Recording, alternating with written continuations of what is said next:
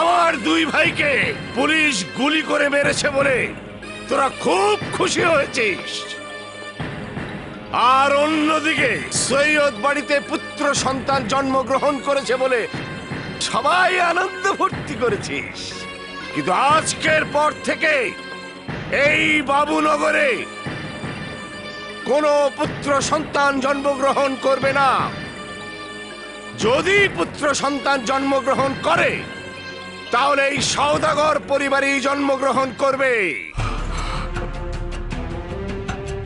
তাই সবাই কান খুলে শুনে রাখ, আমার কথা অমান্য করে কেউ যদি কোনো পুত্র সন্তান জন্ম দেয় তাহলে ওই পুত্র সন্তান সহ ওর জন্মদাতা পিতাকে সোজা কবরে পাঠিয়ে দেব। আজ থেকে এই বাবুনগরে শুধু সওদাগরদের বিজয় নিশান উঠবে।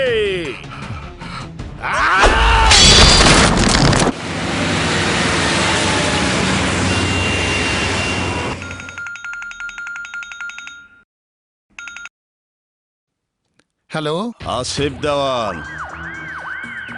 তোমার ছেলে মেয়েদের নামে সব সয় সম্পত্তি, ব্যবসা বাণিজ্য উইল করে দিয়ে আমাকে বোঝাতে চেয়েছ তুমি নিঃস্ব। বাট আমি তো আর বোকার রাজ্যে বাস করি না যে তোমার ধোকাবাজের চালে আমি বোকা বনে যাব। তাই কথা আমার একটাই, কোটি টাকার বাসর আমার চাই। কিন্তু আমি তোমাকে এক কান্না করেও দিতে পারবো না।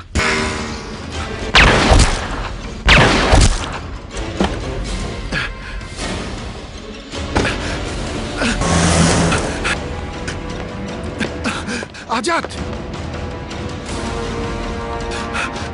আজাদ, কি হয়েছে ড্যাড? আজাদ, ড্যানি চাঁদার জন্য আমাকে মারতে এসেছে। তুই আমাকে বাঁচা বাবা, আমাকে তুই বাঁচা। সরি ড্যাড, তুমি চাঁদা না দিয়ে ভুল করেছো, তাই এর মাসুল তোমাকেই ভোগ করতে হবে। আজাদ,